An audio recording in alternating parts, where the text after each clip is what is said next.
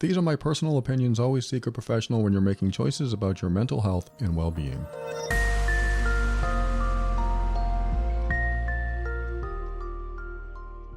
Wow, here's one for you.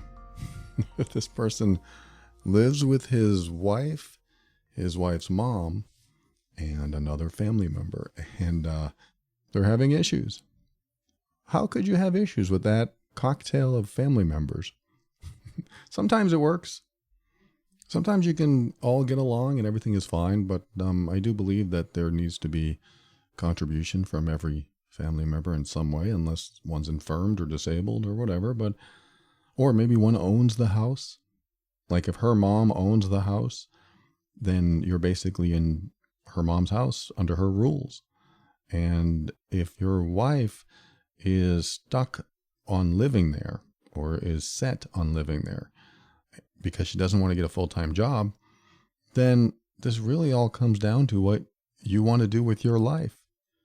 And if you want to stay with somebody who doesn't want to work full-time and try to get a house together or save a lot of money or whatever it is, it comes to stuff I've talked about before, which is accepting people exactly as they are, knowing they'll never change. That may not be true, but that is the first place I go with this, is if I chose to accept that my wife would never, ever change, what decision would I make for myself? Would I just say, okay, I'm going to stay with her because I love her and it doesn't matter and I'll figure it out, which may be your answer. Could be my answer. Or am I going to feel stifled? Am I going to be unhappy? You might say, yeah, I'm going to be unhappy. Will you be able to accept your wife and her decisions the way she is for indefinitely? Are you going to be able to accept that fully? If you answer, yeah, that's fine, I'll try, but I'll never be as happy as I can be, then that is something that once you take that step forward, once you make that decision, and this may sound a little harsh, but once you accept somebody in your life and you accept the circumstances, even if you disagree with them, you just accept that they're not going to change, you aren't allowed to complain about them anymore, at least not to that person. Because you have chosen to be with somebody who you know is making decisions for their life, and they know that they are making those decisions and they expect you to accept them or not. Because if you don't accept them, what's the alternative? I know what you're thinking. Well, what are you saying? I should just get a divorce? No, I'm saying that you should have a very deep conversation about this with your wife and tell her you're unhappy. Tell her you don't like this situation and you have to work a lot of hours to, whatever your story is. And it's bringing you down and it's making you unhappy and it's causing a rift in your romance and your intimacy and your marriage. And when you have a partner, you should be able to talk about these things and put them on the table. And then once you put them on the table and tell somebody you're unhappy, an equal, supportive, loving partner is going to want you to be happy, and so will work with you to make that happen. It's my professional opinion. That is exactly how it should be. When two people are together, you should both support each other's happiness.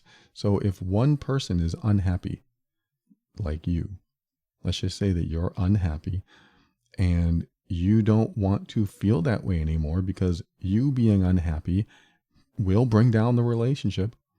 It will affect you. It will affect the relationship. It will affect her.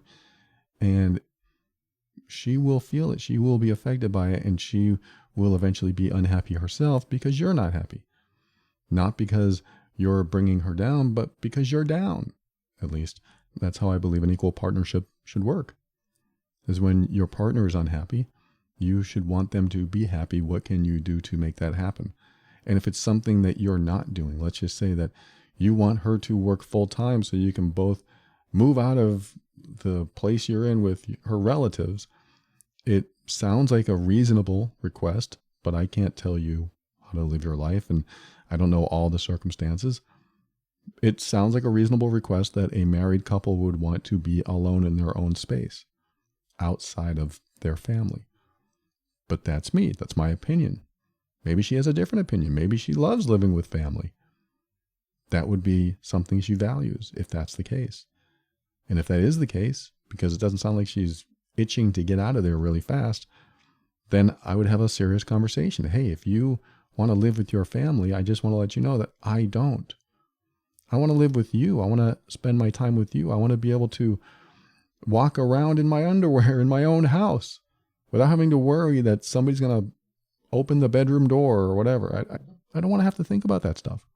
I want to be able to be comfortable in my own house. So that might be where you are, and it might not be where she is. And if that's the case, you've got some serious considerations to make. And again, that doesn't mean you separate or get divorced or anything like that. It's not even, that step is way in the future, if at all. I think the first step is to have a serious conversation and come to a place of, this is what would make me happy. This is what I want for us. This is where I hope we can be in X number of months or a year or whatever. Are you with me? Are you willing to do this with me? And if she says no, then it comes back to you.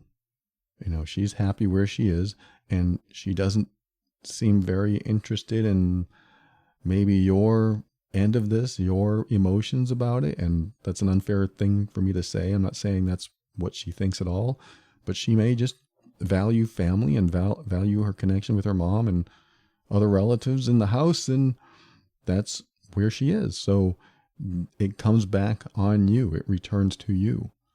And now you have to make a decision. If you've had that deep conversation, if you've shared your unhappiness and your wife does not seem to, I don't want to say care, but if your wife does not seem invested in having a happy husband, again, this might be a little unfair. You know, I don't know her story and I don't know the situation, but if she seems more invested in the situation as is, and she knows that you'll be unhappy with as is, it's going to be very difficult for you to stay in that place with those people, even though you could probably find ways to be happy.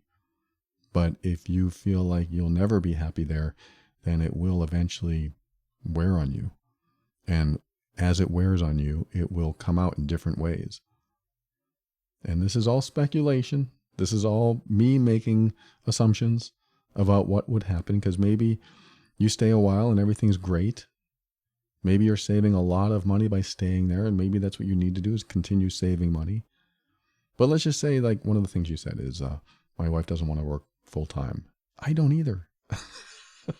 Who does? Who wants to work full time? I work more full time. I work fuller time than I used to work, because when you run your own stuff, when you run your own business, that's what happens. But I get it. But is it conducive to a happy marriage? Is it conducive to owning a home or renting or whatever? Is it conducive to living on your own? It may not be. So that needs to be discussed. And if that doesn't work out and your wife says, no, I don't want to work full time, then again, it comes back to you. Are you willing to find a way to make things work without her working full time? That may be wholly unfair on you. Well, I shouldn't have to do that. I might agree. I don't know. Again, depends on the circumstances. But all I know is that I'm in a relationship with my wife and her two relatives, and they live in the same house.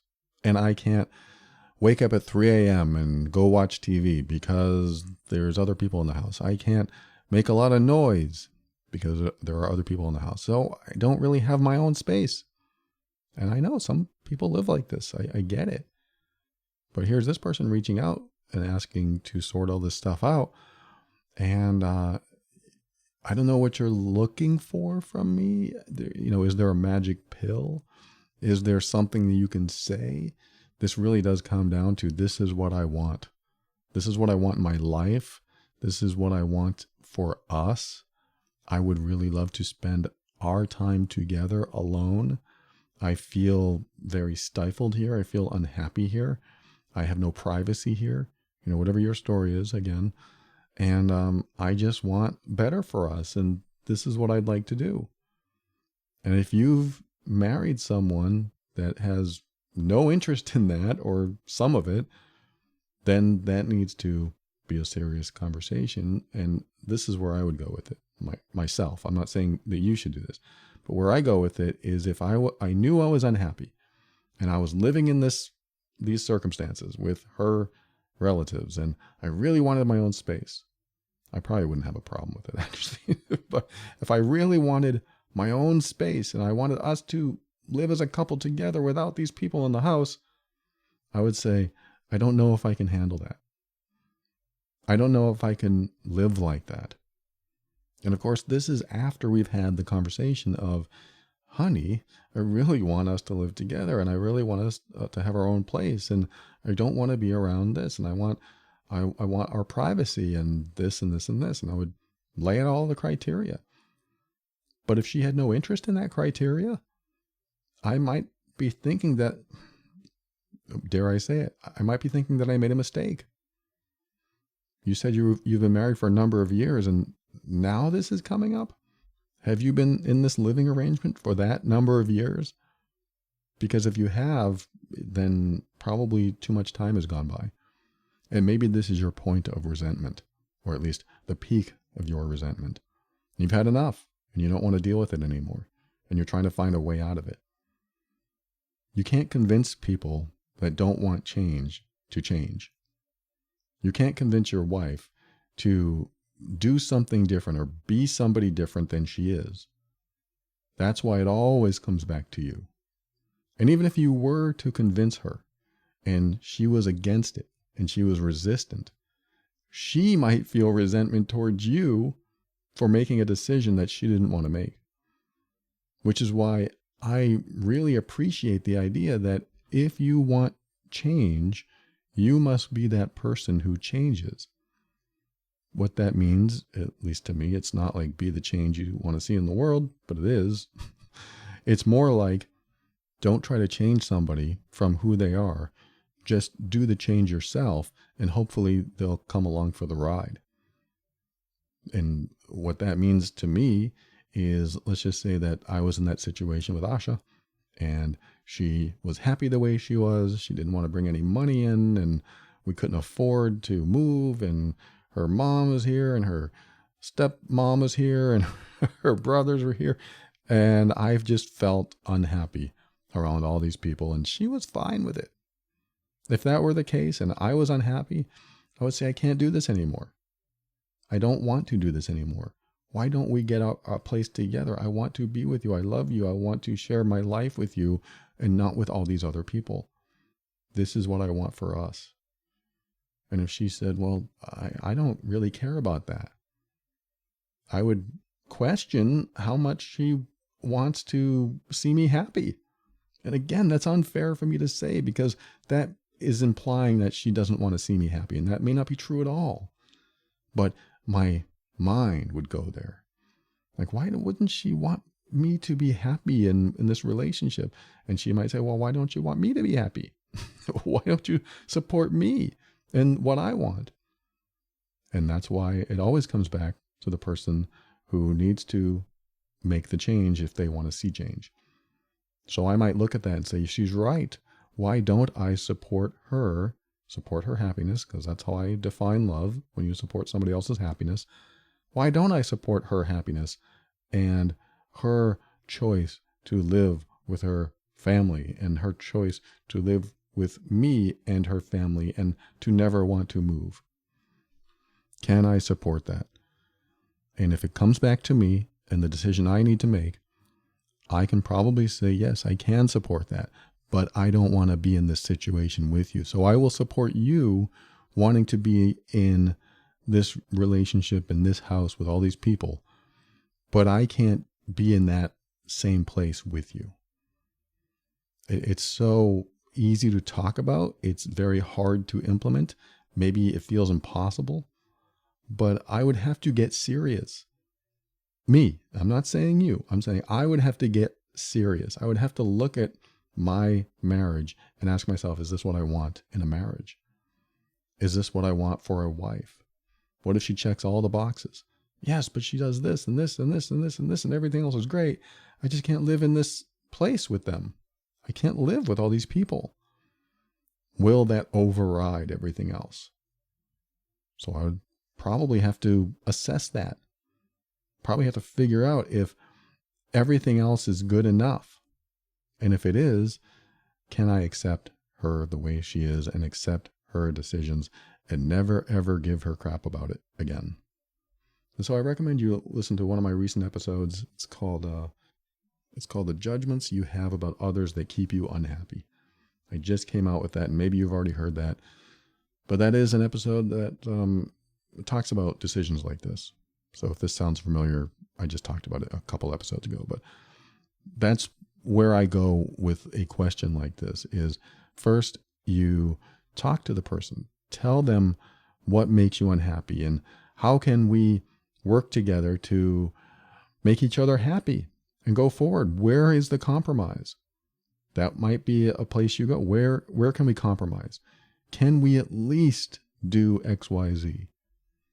And find out if there is a compromise. Maybe she doesn't want to compromise at all. Maybe she is perfectly happy the way things are. If she has her cake, she eats it too. And here you are. And you have to make the choice that if you want to stay in this place, if you know you're going to be unhappy, that needs to be expressed. And, a lot of people don't like to go this far with a conversation. Well, I don't want to be in this situation, so I'm going to, leave for a while. I'm going to separate. A lot of people won't go there. They just think, oh, once you're married, you got to accept everything. I don't necessarily believe that. I think you have to make compromises. I think you have to sometimes make sacrifices, because the big picture is, hey, what do you have here? It's supposed to be special. It's supposed to be these two people united and working together as a team and moving forward, holding hands toward the sun. That's how it's supposed to be, in my opinion. And it's how it's supposed to feel. And when it doesn't feel like that, it doesn't feel like a team. It feels like, hey, you just have to accept me for who I am and what I choose, which is exactly what I teach. But with all this other baggage, you got to accept the whole package. So now it's up to you to accept that whole package or not. So I can't guide you here in a way that is going to be satisfactory, except tell you that you have something to talk about that's very important. And you did mention a few other things in your message, the person who wrote to me, that really still come back to you. Are you going to be okay with that if it never ever changes? Because if you're not, you can either stay and continue to be unhappy and continue to complain about it if you do, or you can decide that if you had to make a choice, what would it be? You can make that decision. You can take responsibility for what you want in your life. And as hard as it might be, you might love your wife dearly, but she's making choices that also make you unhappy, which is why I come back to her and ask her, why don't you want us to be happy together? You have all this set up and you seem to be happy, but I'm not. What can we do to work this out? I think it needs to be a discussion, and it's not an easy one. And yes, it could lead to a fight. It could lead to a breakup, a separation. It could even lead to a divorce. And that might not be the path you want to go. And maybe there are children involved and it just gets very dicey. But at a minimum, you got to have the conversation. You got to have a serious one. This is the kind of conversation that I've had with Asha many times. I've told myself I would rather risk the relationship with an honest conversation than withhold a hard truth that is going to come out anyway in maybe covert ways or destructive ways that will build resentment in either me or her or both. I would rather have that hard conversation. Let's just put it on the table and see what happens. I wish you luck with that. Good luck. And I'm going to read you something else. It's somebody that wrote and said that they broke up, another relationship question. They broke up and then they got back together and he told her that he slept with a couple of women and she said that I didn't talk to anyone and I didn't date anyone or anything like that. But then later he found out that she was still in contact with a guy that she had been into before him, and he checked her Instagram and all this stuff, and she lied about it. And then she finally said yes. She told him the truth, and but she kept hiding things on her phone. And eventually she said that she went on a couple dates and she kissed someone, but then later on she broke up with him. I mean, the person that wrote to me, and saying that I was too controlling and didn't trust her. That's the truth. That is absolutely true. She said she is traumatized and hurts from my questioning and distrust, and I feel betrayed and lost. How do I heal and move on from this? So I used to be that way. I used to be possessive. I used to be jealous. I used to not trust. I wanted to find out who was talking to them. I was just so insecure, which it sounds like you might have been or are now. And that insecurity will drive you to do behaviors that will absolutely be interpreted, probably rightly so, as possessiveness, jealousy, controlling behaviors, and manipulative behaviors, and all the things that are really emotionally abusive. And when you are that way, this is a message to anyone, especially young, who hasn't been in too many relationships, who might feel insecure. The more you try to control someone, the more likely they will seek their emotional support from someone else. That is a hard and fast rule. The more you try to control, or the more you don't trust them, the more you show your mistrust, the more likely they will look for their emotional support from somebody else. Meaning you choose not to believe them, even though they say over and over again, that's the truth. And I'm only talking about when you are with a controlling person. What will often end up happening is that you will feel like you have to lie because they can't handle the truth.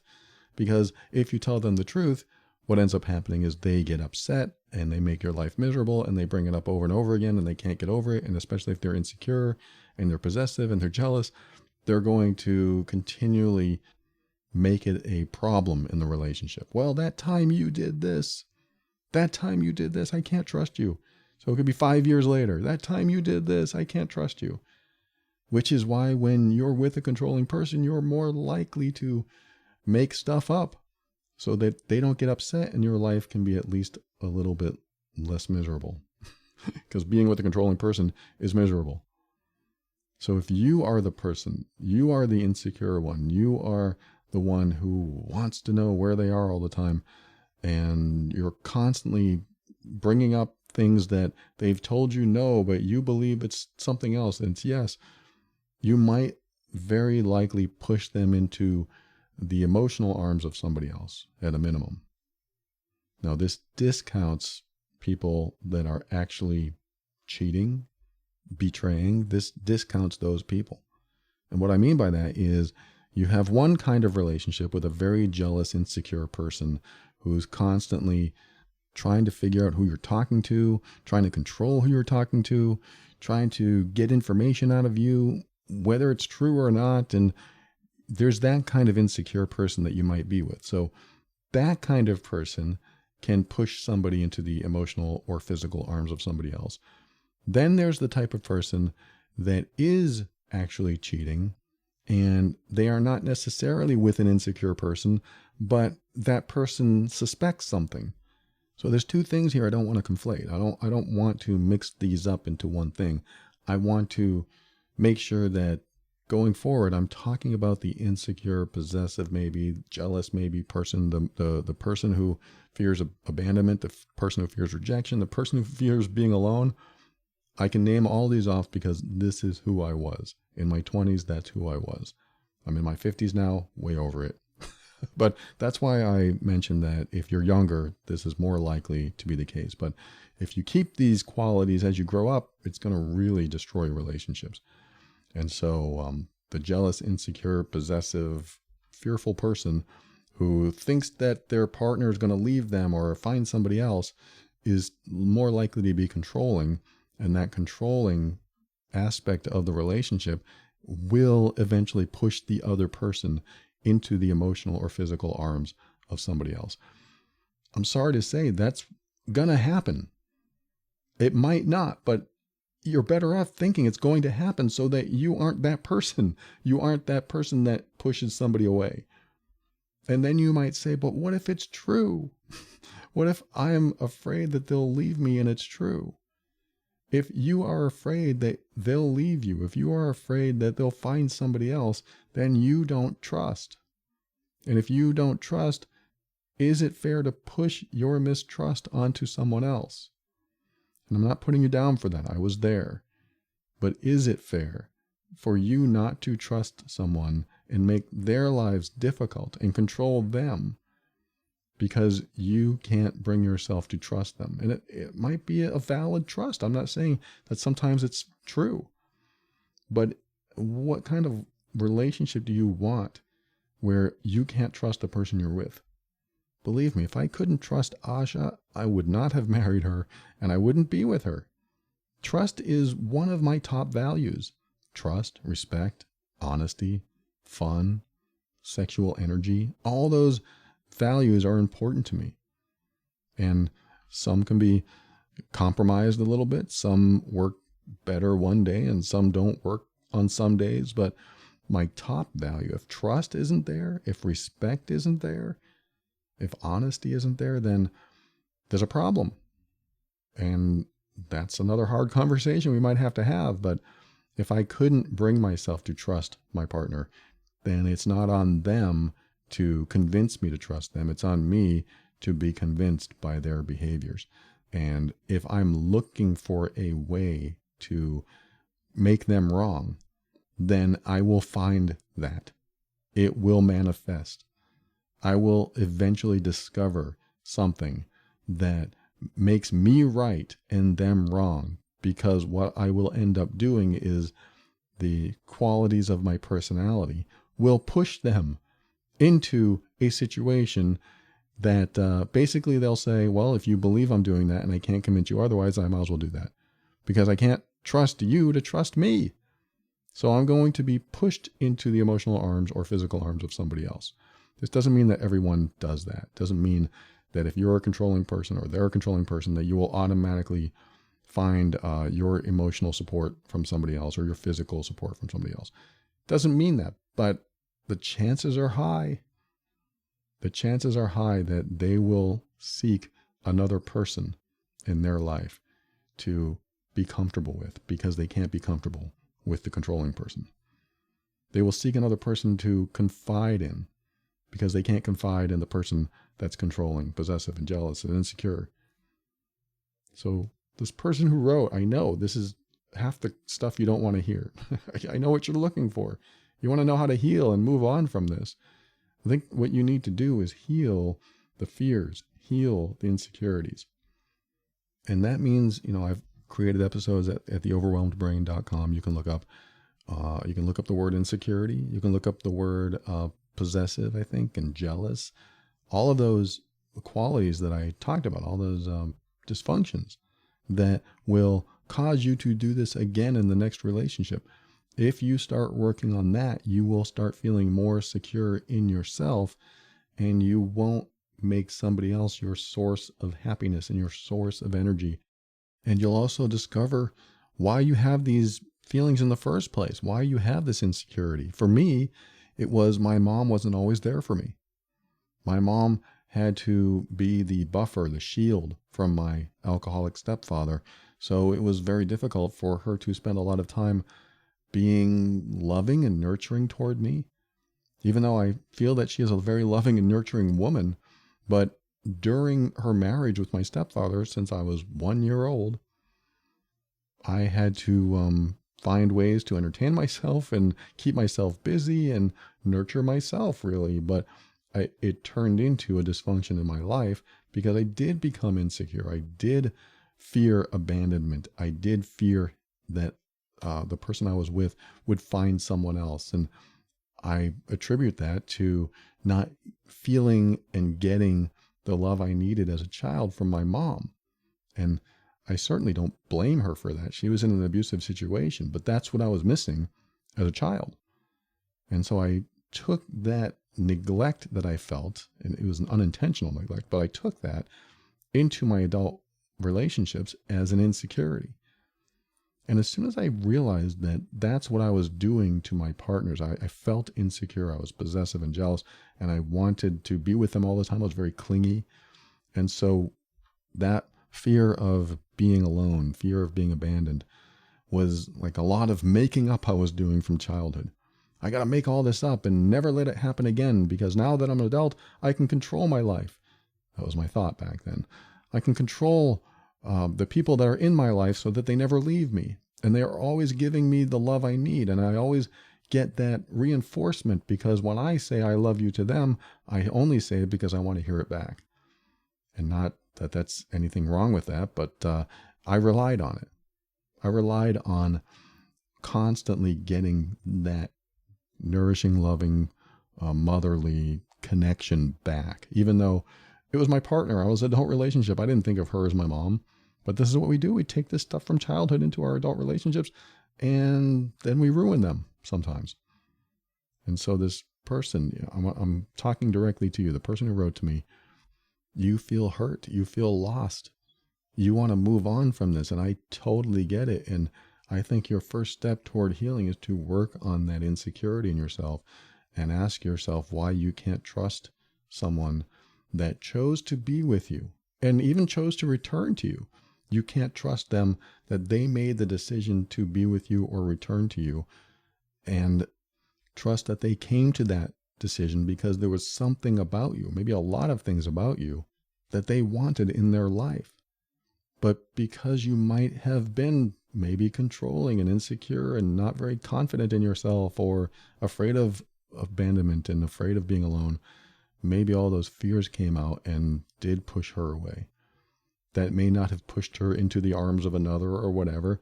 It just may have pushed her away, because nobody wants to feel like they're being controlled. Nobody wants to feel like whatever they do will be questioned and scrutinized. They want to feel free to be themselves. And if they can't feel that freedom, they're not going to stick around. And again, that doesn't help you feel better. But what will help you feel better is starting to address any of these insecurities that you have in you. And I've made many episodes on this. Go to theoverwhelmedbrain.com, look for those episodes. You will find everything I just talked about today, because I went through the same thing. It wasn't easy. I was sad a lot. And as soon as I got out of one relationship, I sought another. I knew that being in another relationship would make me happy again, but that was the problem.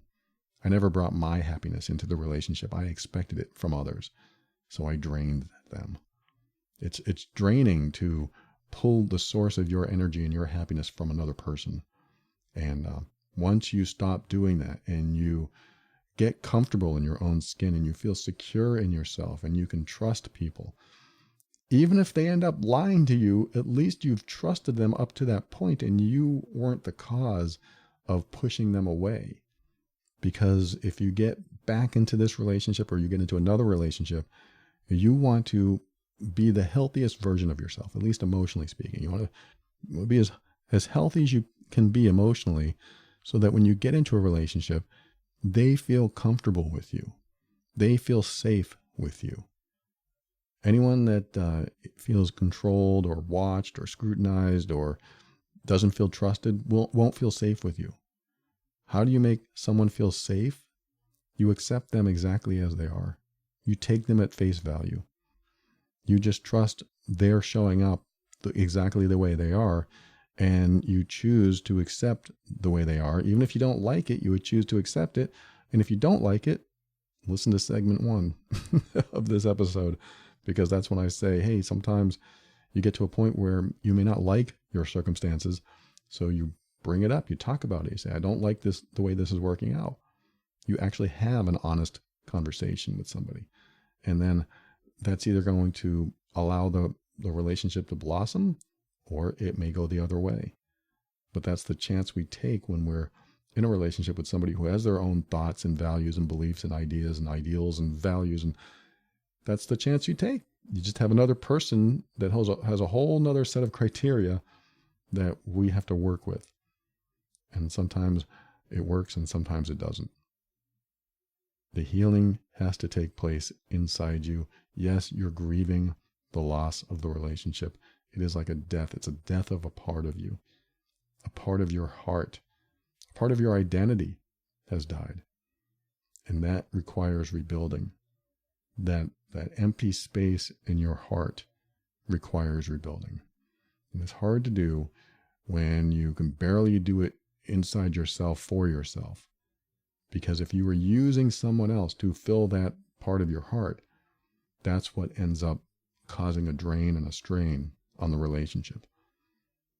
So my advice to you is, yes, go through your grieving. Understand that this is painful. You know it is.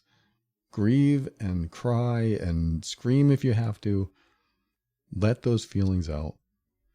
Then work on some self-parenting.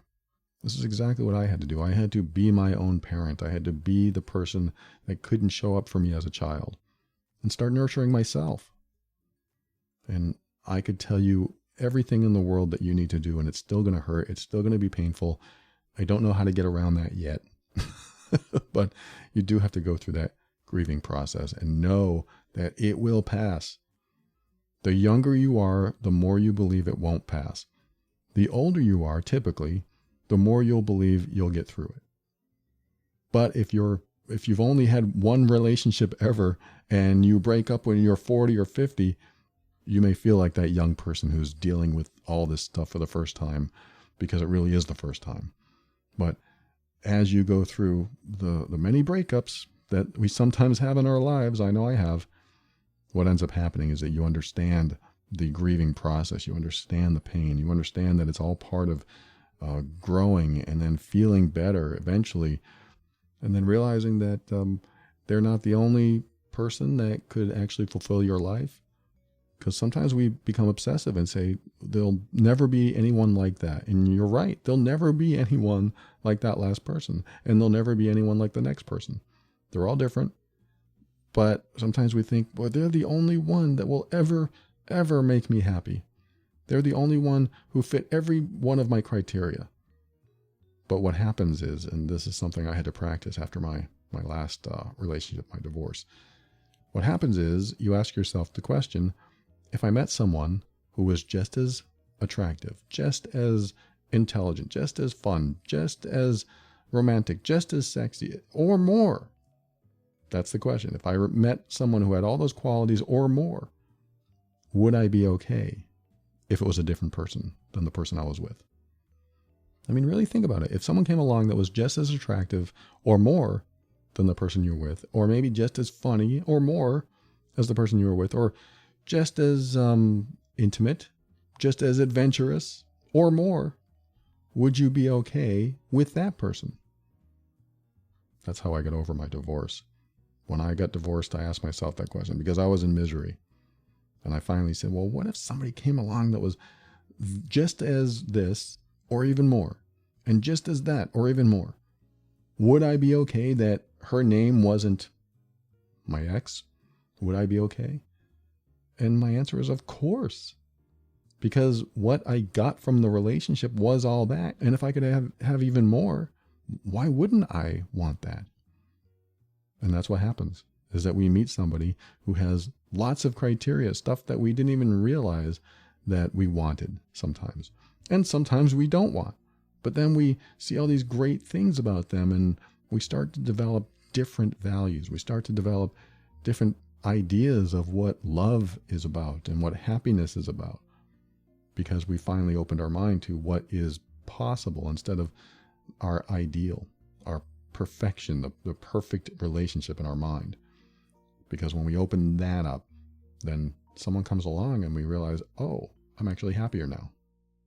So to the person who wrote to me, I don't have the magic formula, again, the secret to healing from the death of a relationship, which I like to call it. Because if I can accept that the relationship is over, rip that Band-Aid off, then it is easier for me to move forward. But I am willing to go through the pain so that I can move forward and know that I'll eventually meet someone else who may not fit my criteria, but it turns out they are everything I've wanted. That happened to me now. That's what happened to me when I met Asha. She didn't meet some of my criteria. We laugh about it. No, you're not that tall, and no, you're not this, and no, you have, I had criteria, and so did she, but it turns out this is the best relationship of our lives because we were both open. We were both open to figuring out if this is going to work out or not. And we approached it slowly. We didn't get into a deep romantic relationship right away. We were friends for months. We just approached it slowly, and turns out that we're quite compatible in ways that I had no idea. I hope this helps. Thanks for writing, and thanks for listening to The Overwhelmed Brain.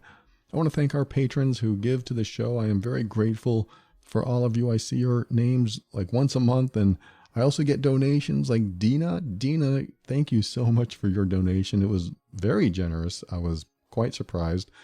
And I don't know what I said or what I did, but whatever it was, I am humbled by your generosity. Thank you, Dina. I appreciate you. And thank you all patrons. If you find value in the show like these patrons do, and if you want to donate or you want to give back, head over to moretob.com, and someday I'll give you a shout out too. Now, if you want to listen to another podcast I do, it's called Love and Abuse. It's how to navigate the difficult relationship. You can listen to that over at loveandabuse.com. And if you know you're the difficult one in the relationship, maybe you've got some controlling qualities that you want to stop doing, join the program that is helping a lot of people heal over at healedbeing.com. And that's where you'll learn how to stop those behaviors and give you the best chance at saving a relationship if that's your goal. healedbeing.com. And with that, always keep your mind open because that's how you make the best decisions. And be firm in your decisions and actions so that you can create the life you want. Always take steps to grow and evolve. You are powerful beyond measure. And above all, and this is something I absolutely know to be true about you, you are amazing.